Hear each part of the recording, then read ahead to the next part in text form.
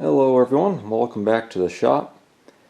Got another project on the operating table today. This is the upper valve guide, I guess you'd call it, for my Bessemer Model FC. And it was broken. I briefly mentioned it in a previous video, but this hub has broken out of the outer part, and it was, years ago, it was an attempt to nickel weld it was made, and as you see I already cut that off, and I need to repair this.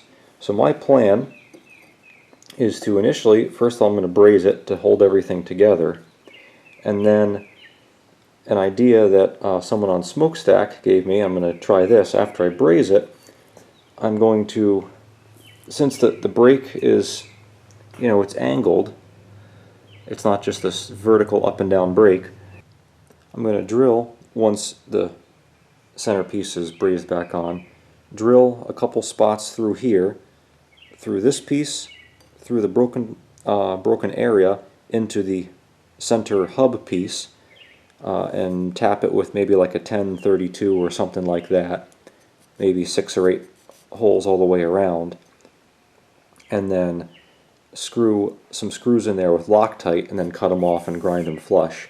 So it'll be both a mechanical fastening with the screws and also a braze repair. Also, because this is cast iron, it's porous, it's soaked up oil over the years, and that will make it even more challenging to braze or weld.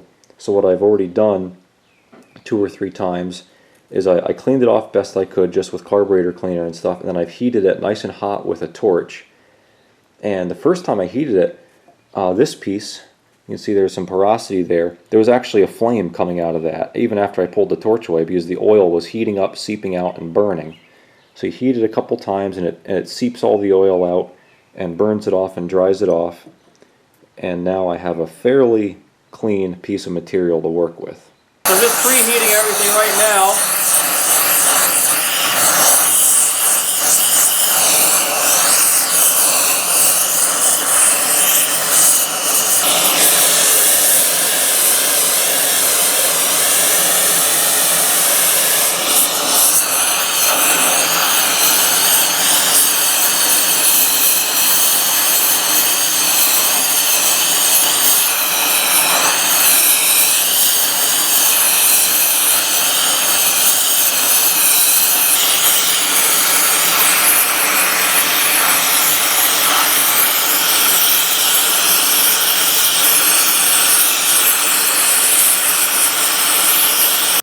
So after spending a couple minutes of evenly heating the part and slowly pulling the torch further and further away, now I'm just letting it sit to cool on its own, and then every couple minutes I gently heat it with the torch just to continue the slow cooling process.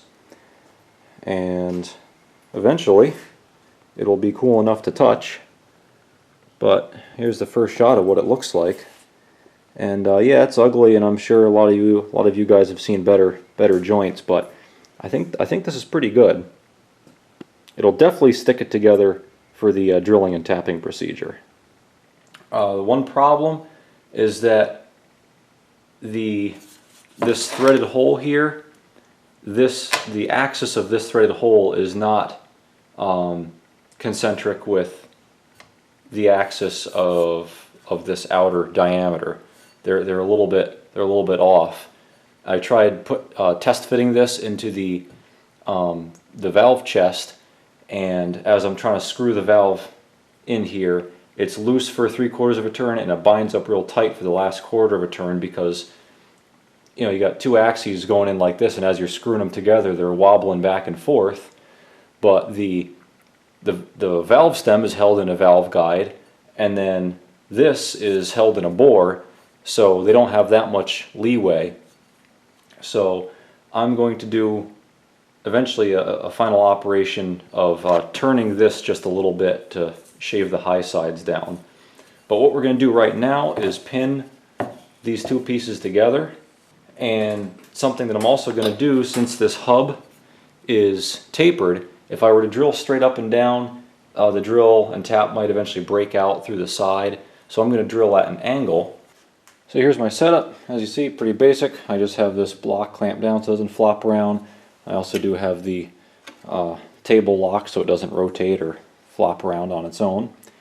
I already spot drilled 6 holes, or 6, soon to be holes, just by eye with this little center drill here.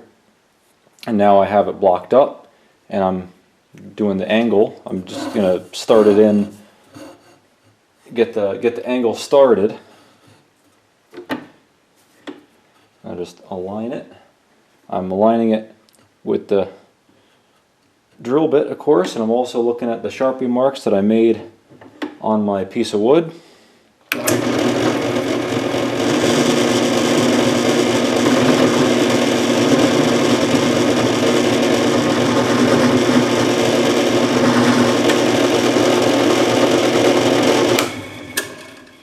I put a piece of tape on here.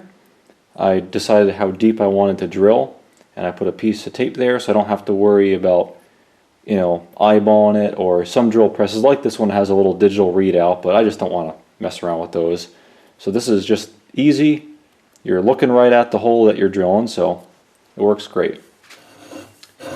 And the other nice thing about this project is that, with this being cast iron, it does machine and drill and everything quite nicely. And when you're first starting the hole, just give it a couple little love pecks. You might see the drill bit wander off one way or another, and you can correct and adjust.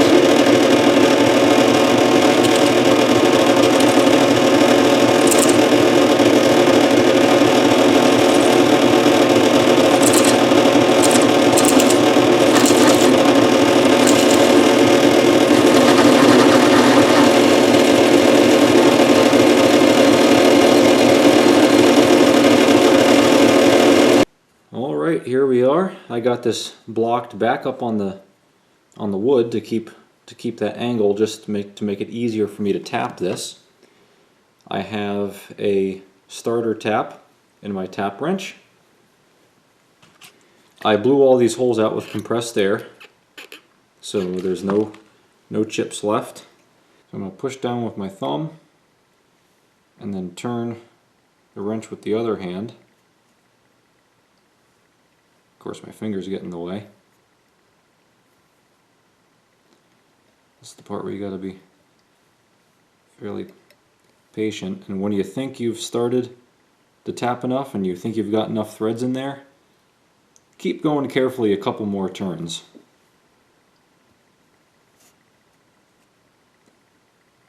Because those first couple threads on a starter tap aren't really doing very much. Here we go.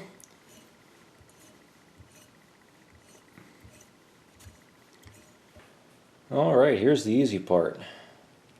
Goober a bunch of red Loctite. That's not going anywhere. Send in the screw.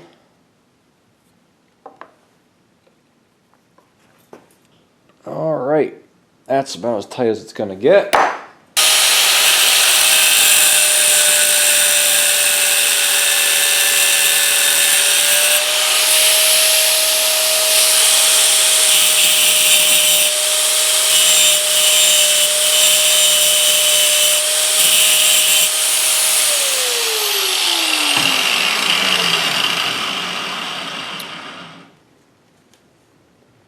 And there you have it. Alright, here I have the valve guide chucked up in the lathe at the farm.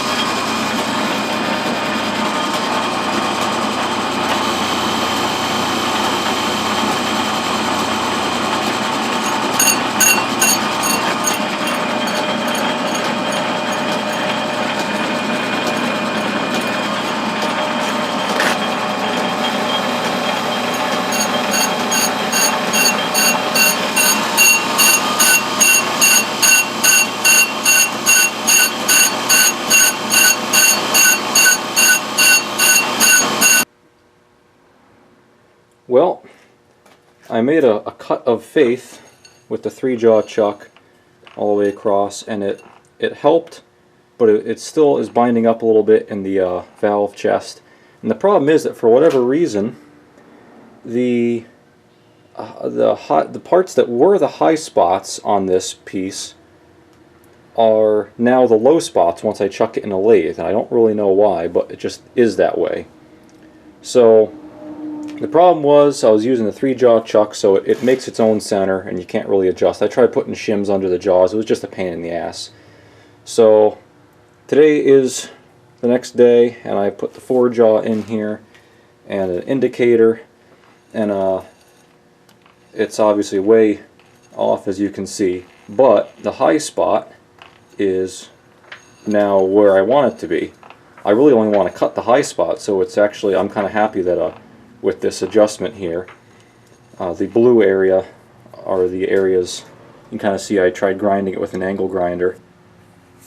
So these are the high spots, so these are the only areas I want to cut. I don't want to cut everything evenly and reduce the diameter, I just want to take the high spot off. So I'm going to cinch everything up and give this a try. Well, here is the finished project. It moves nice. I rotated this all around to different positions, and it moves nice and freely, regardless of which way it's clocked. Before, for 3/4 of the rotation it would be okay, but the last quarter it would be sticky. But I found that last high spot. This must have come in and out of the lathe, I don't even know, 5 or 6 times. And it's tough because the lathe isn't the straightest thing in the world, and neither is this or the valve stem, but we got it all straightened out now. So that's the end of this part of the project.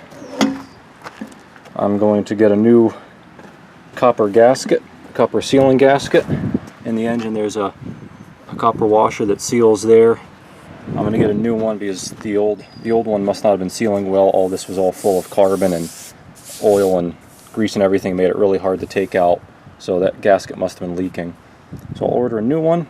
I already lapped the valve. That's it. Thanks for watching. Make sure to hit the subscribe button to see more videos and updates with this Bessemer Model FC. And thanks for watching, and make sure to come on back for more.